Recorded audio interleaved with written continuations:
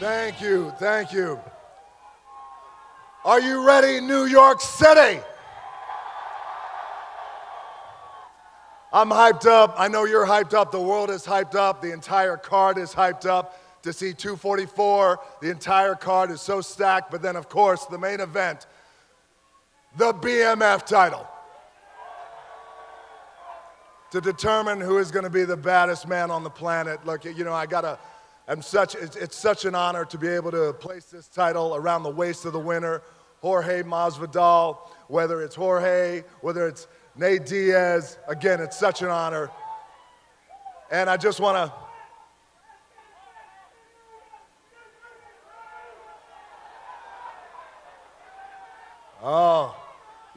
I see what you want.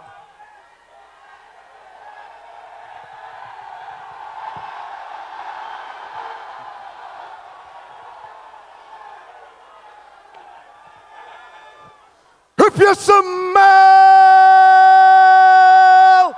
what The Rock is cooking. All right, thank you. I got to say that I just wanted to come out here and just take a moment. Number one, let you know how excited I was about this fight. New York City, Madison Square Garden, the most famous arena in the world, and an arena that I have such a profound respect for. I started my career here in New York City.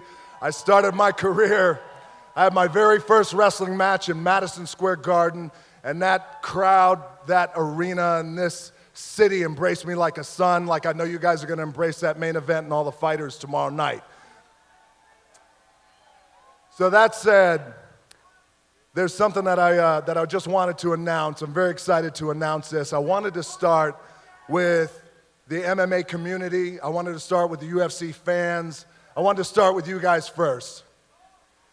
And that announcement is, I'm proud to say that myself and Seven Bucks Productions are going to make a film about the life of one of your founding fathers, the pioneering founding fathers, the smashing machine, Mark Kerr.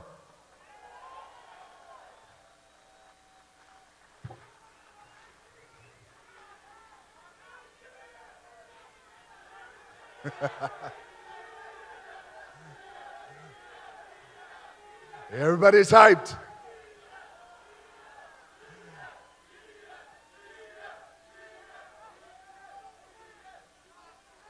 I love you back. Thank you, dude. I appreciate that. So that's an announcement I'm very excited about. I think we have a few questions.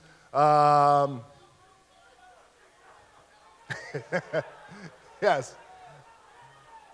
Hey, Dwayne. Hey, buddy. Hey, congratulations on the announcement. Oh, thank you, man. Very excited. I think a lot of the MMA community have already known that you've been a fan of this sport for a long time.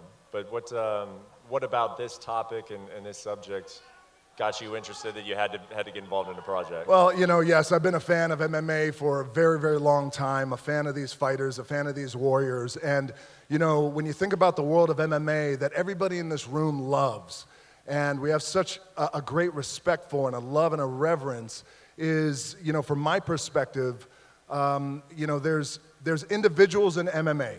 There's warriors in MMA, men and women, who have this incredible humanity, who have achieved these incredible accomplishments. And that's what I want the world to see. Because these men and women who, again, we love all around the world who are in MMA, sacrifice so much. And there's so much pressure.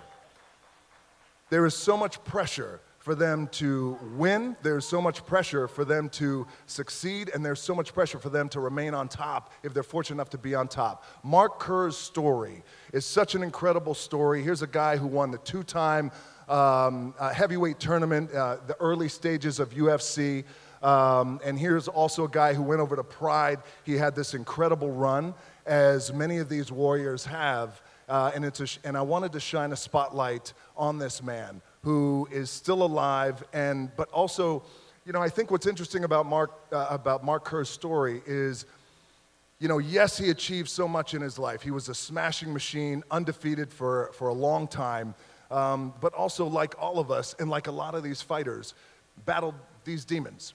And these demons of addiction, these demons of mental health, these demons of getting out and the pressure of fighting in front of 20, 30, 40, 50,000 people, and what that does to somebody. So here's a guy who has gone through it all, hit rock bottom. But the best part about Mark Kerr is that, like all of us in this room, and like these fighters, by the way, all these warriors, is every day you get up and you want to do a little bit better tomorrow than you did today.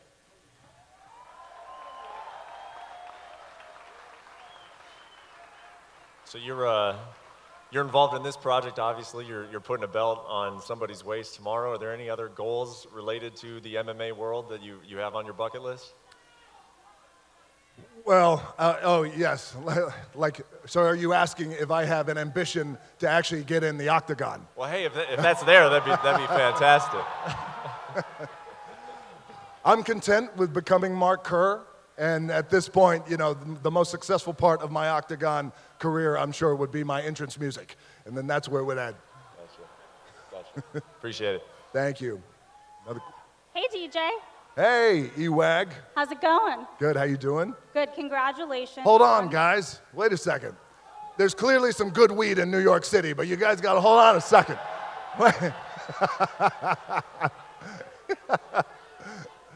So I wanted to ask about the role. This sounds like it's a dramatic role. You just said it's about a man who battled his demons, and we haven't really seen you tackle a dramatic role in this sense. We've seen you do comedy, we've seen you do a ton of action. Why were you drawn to this particular role? I was drawn to Mark Kerr's story because he has such a compelling story. As many of you know, you might have seen the documentary A Smashing Machine. I watched it years ago, 12, 13 years ago. I was really moved by Mark's life and moved by his story. And at that time, you know, in the mid to late 90s, where I was cresting in the world of professional wrestling in the WWE, we had a lot of guys who, at that time in MMA, were fighting in the UFC, went over to Pride. We had a lot of friends. Mark and I were training kind of in the same circles at that time out in the West Coast in LA. So yes, it's a dramatic role, but Mark has actually lived a dramatic life. And again, it's an opportunity to shine the light on one of our warriors who not only deserves it, but also, you know, I think has this universal appeal and universal story. Again, the guy was a beast, and he was dominant, and there was only one like him, you know, at that time. You know, when you think about these fighters, Elizabeth, and a lot of you guys in here in this room know, you know, these warriors, these MMA, there's no other sport like MMA. There's no other sport like MMA with the multiple disciplines and the pressure and the fact that you put your life on the line, literally. Every time you step in a cage, you step in an octagon, you step in a ring. And so Mark's story is one of those stories that I want to tell. And also, again, when you think about these warriors, is they speak a different language. They speak a different language. And if you dig a little deeper than the physicality that they have, you know, there's a real character of depth to a lot of these warriors, and Mark is one of them. So I'm really excited about it. I talked with Mark today. Mark is a special dude, and he's really overwhelmed that this is happening. And I love that he trusts me with his life and with his story. And Mark actually said, I told him I was going to come and make the announcement to you know, our MMA world and the fans. And he said, you know, he said something pretty cool. He said, well, tell everybody I love them.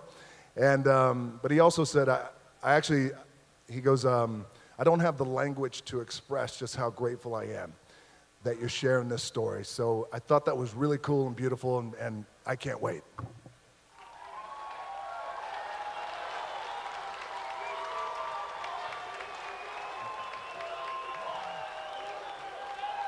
I think that's it, or do we have more questions? We got time for one more question. One more question. Yeah, Dwayne, you touched on it a little bit. I mean, the Smashing Machine is not all highs. I mean, there's a lot of lows in there as well. It's a very powerful story for those that haven't seen it. So I'm curious, you know, getting Mark involved in this, was it difficult? I mean, did you have to talk to him much? And will he be involved with the project moving forward? Because again, it's you know, it's not just a fairy tale story. No, it's not. And of course, Mark is going to be involved. And I've had, you know, conversations with Mark. Again, I've known Mark for years, and you know, we first met years and years ago. So Mark obviously is going to be involved. But also, too, you know, I told Mark, look, here's the best thing about it. You know, between Mark and myself and a lot of these UFC fighters, a lot of these MMA fighters, as you guys in this room have known, you know, there's this interesting parallel between, especially when I was in the WWE in the mid to late 90s, early 2000s, interesting parallel with the world of pro wrestling, MMA. We lost a lot of good friends of ours to addiction and drug use, who were these pro wrestlers dying at an early age, and some MMA fighters dying at an early age. So I told Mark, you know, look, here's the fact. You made it. You achieved greatness. You hit rock bottom. You're sober. You made it, and I'm going to shine the light on your life. All right. Thank you for those questions. And UFC fans, thank you so much for the love. I appreciate it.